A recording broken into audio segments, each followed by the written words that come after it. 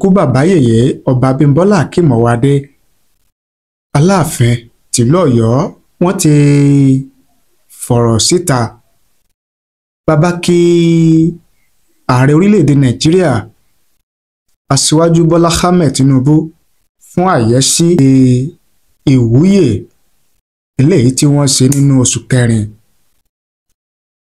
àtàwọn ọ̀rọ̀ míì tí bàbá sọ màá mú wá fún yín tí ẹ sì gbọ́ gẹ́gẹ́ bí wọ́n ṣe fi ṣọwọ́ fáwọn oníròyìn. Bákan náà gómìnà ìpínlẹ̀ Ògùn ọmọọba Dàpọ̀ Abíọ́dún wọ́n ti ránṣẹ́ ìkíni kú oríire sí kábíyèsí ọba Adétọ̀nà Àwùjalẹ̀ tìlú Ìjẹ̀bú. Nínú ìtàn kábíyèsí Àwùjalẹ̀ tìlú Ìjẹ̀bú àwọn náà ni ẹni tí ó sì jẹ́ pé ó pẹ́ jù lórí àpèrè gẹ́gẹ́ bí ọba nílẹ̀ Yorùbá lásìkò tá a wà yìí. Àwọn ọ̀rọ̀ wo ni gómìnà Dàpọ̀ Abíọ́dún ni ó fi ránṣẹ́ gẹ́gẹ́ bí ìkíni kú oríire sí kábíyèsí Àwùjalẹ̀ tìlú Ìjẹ̀bú Òde? Màá mú wá fún yín tí ẹ gbọ́. Láàrún tí a tún fẹ́ gbéyẹ̀wò tá a tún fẹ́ mú wá lónìí òun náà ni ìdí tí gbajúmọ̀ òṣèré sinimá Ìyábọ̀ Òjó bó ṣe yọjú sí àjọ EFCC. Kí ni ó wáyé, kí ló ṣẹlẹ̀ lásìkò tí Ìyábọ̀ Òjó tí ó lọ sílé iṣẹ́ àjọ EFCC? A mú wá fún yín èrò àti ìwòye àwọn èèyàn. Ṣùgbọ́n ká tó tẹ̀síwájú ẹ jẹ́ ká dókè lọ́hùn-ún ká wò ó ká gbọ́n tí wọ́n ní fún wa. Tá a bá wá padà dé ká wá tó pẹ̀rẹ̀pẹ̀rẹ̀ ọ̀rọ̀ eléyìí tí a mú wá gan. Ẹ má ti lọ o, a sì wà lórí ètò à ń padà bọ̀. Otasansan rédíò and TV.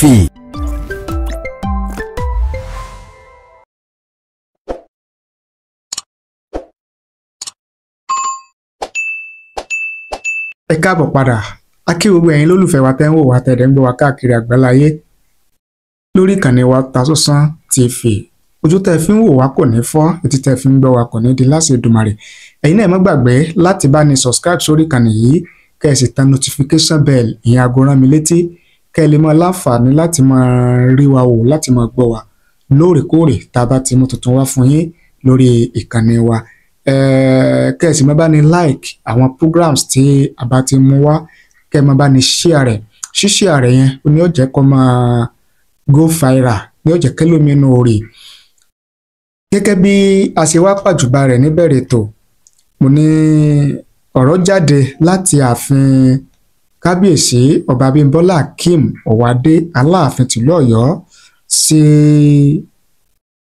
ààrẹ orílẹ̀-èdè Nàìjíríà Aṣíwájú Bọ́lá Ahmed Tinubu àti gómìnà ìpínlẹ̀ Ọ̀yọ́ ẹnjìníà Olúwaṣèyí Mákindé àti àwọn ọba nílẹ̀ Yorùbá tí ó fi mú àwọn ìgbìmọ̀ tí wọ́n ṣètò ayẹyẹ ìwúyè fún ti Aláàfin tuntun. Gẹ́gẹ́ bí wọ́n ṣe fi síta, wọ́n ní Aláàfin Ọ̀yọ́ thanks Tinubu, Mákindé, traditional rulers, organizing committee, orders for colorful coronation ceremony. The coronation ceremony was a grand success because of your contributions. As our fathers would say, a tree does not make a forest. It is a celebration of our rich Yoruba culture and heritage, and a testament to the enduring bond between our king and the global community.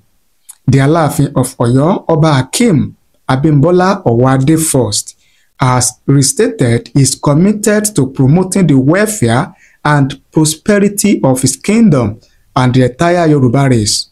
A release from the Director of Media and Publicity to the Aláàfin, Bode Durojaye, said Oba Ọwádé stated in his letter of appreciation to to those who participated in the coronation ceremony. Oba Owade expressed his deepest appreciation to President Bola Ahmed Tinubu, members of the Federal Executive Council, the government and good people of Oyo under the leadership of His Excellency Engineer Seyi Makinde for their support and goodwill. Traditional rulers, dignitaries, and guests who honor this epoch occasion with their presence. The paramount ruler also appreciated the Yoruba community in the diaspora for their love and support. His subjects, esteemed guests, members of the local organizing committee, volunteers, and all those who worked tirelessly to make the ceremony a success. Alaafin said, and I quote, "Your presence, support, and goodwill messages have not only touched my heart and filled with joy, but they have also projected the richness of our cultural heritage and commitment to the legacy of our ancestors. The coronation ceremony was a grand success because of your contributions, as our fathers would say, a tree does not make a forest. It is a celebration of our rich Yoruba culture and heritage and a testament to the enduring bond between our kingdom and the global community. As I begin my reign, I am committed to promoting the welfare and prosperity of our kingdom and the entire Yoruba race. I look forward to your continued support and partnership," Ọba Owade asserted. Gẹ́gẹ́ bí ó ṣe jáde láti ààfin kábíyèsí ọba ikú bàbá yèyé Abímbọ́lá Akeem Owade Aláàfin tìlú Ọ̀yọ́, òun náà ni àti mú wá fún yín yẹn. Ohun tó wà nínú fínrìnfínntì tí wọ́n fi síta yẹn, òun náà ni wípé Aláàfin dúpẹ́ lọ́wọ́ ààrẹ orílẹ̀-èdè Nàìjíríà Aṣíwájú Bọ́lá Ahmed Tinubu, Engineer Olúwaṣèyí Mákindé, gómìnà ìpínlẹ̀ Ọ̀yọ́, àwọn lọ́balọ́ba níjòyè tó fi mọ́ àwọn ìgbìmọ̀ tí wọ́n ṣe kò kárí ètò ìwúyè ti ọba Aláàfin tuntun. Wọ́n ní gbogbo ìgbìyànjú wọn, ìlàkàkà wọn láti jẹ́ pé kí ètò yẹn kó yọrí sí rere bó ṣe wáyé yẹn, pé ní àwọn mọ rírì, àwọn sì dúpẹ́ lọ́wọ́ gbogbo ẹni tó kó ipa kan tàbí mìíràn láti jẹ́ pé kí ètò yẹn, ayẹyẹ yẹn kó lè ní àṣeyọrí tó dáa. Wọ́n wá ní ìfẹ́ tí wọ́n fi hàn, tí àwọn èèyàn fi hàn sáwọn, ni ó fi ń dá wọn lójú wípé àwọn ní iṣẹ́ gidi láti ṣe láti dáàbò bo àṣà, ìṣe ìran Yorùbá, kí ìran Yorùbá kó lè máa tẹ̀síwájú káàkiri àgbáláyé, gẹ́gẹ́ bí wọ́n ṣe fi ṣọwọ́ ní ààfin kábíyèsí ikú bàbá yèyé nìyẹn. Ẹ wá jẹ́ kí n lọ sí ọ̀rọ̀ kíní kú oríire tí gómìnà ìpínlẹ̀ Ògùn ọmọọba Dàpọ̀ Abíọ́dún tí ó fi kí kábíyèsí ọba Adétọ̀nà Àwùjalẹ̀ tìlú Ìjẹ̀bú Òde fún bí kábíyèsí ṣe pé ẹni ọdún 91 lókè èèpẹ̀. Celebrating His Royal Majesty Ọba Dr. Sikiru Kayode Adetona, GCON Awujale, and paramount ruler of Ijebuland, with profound respect and deep admiration,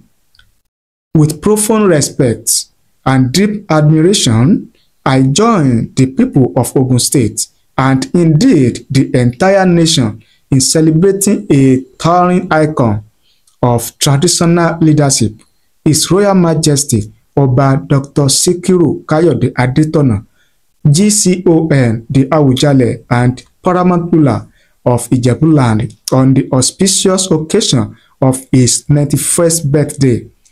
Prince Dapo Abiodun said, and I quote, "Kábíyèsí, your life is a timeless testament to courage, integrity, and visionary leadership. For over 6 decades, you have stood as a custodian of heritage, a pillar of justice, and a beacon of hope, not only to the Ijebu people, but to all who cherished truth, tradition, and progress. Your reign has redefined the essence of royal service, marked by wisdom, forthrightness, and an unyielding commitment to the prosperity and dignity of your people. You have shown as all that true leadership is rooted in service, character, and unwavering conviction. As you celebrate this remarkable milestone, we thank God for your life and pray that He continues to strengthen you with divine grace, good health, and peace. May your legacy continue to guide future generations. Gẹ́gẹ́ bí kábíyèsí bí wọ́n ṣe fi sọwọ́, òun náà ni ẹ gbọ́ tí a mú wá fún yín tẹ́yìn náà ti gbọ́ yẹn. Lórí ẹ̀yin náà lè fi ọ̀rọ̀ kíní kú oríire tiyín ẹ lè fi ránṣẹ́ sí kábíyèsí ọba Dr. Síkírù Káyọ̀dé Adétọ̀nà GCON Àwùjalẹ̀ tìlú Ìjẹ̀bú Òde kí abayín kà á síta yóò sì dọ́dọ̀ kábíyèsí ọba Àwùjalẹ̀ tìlú Ìjẹ̀bú Òde.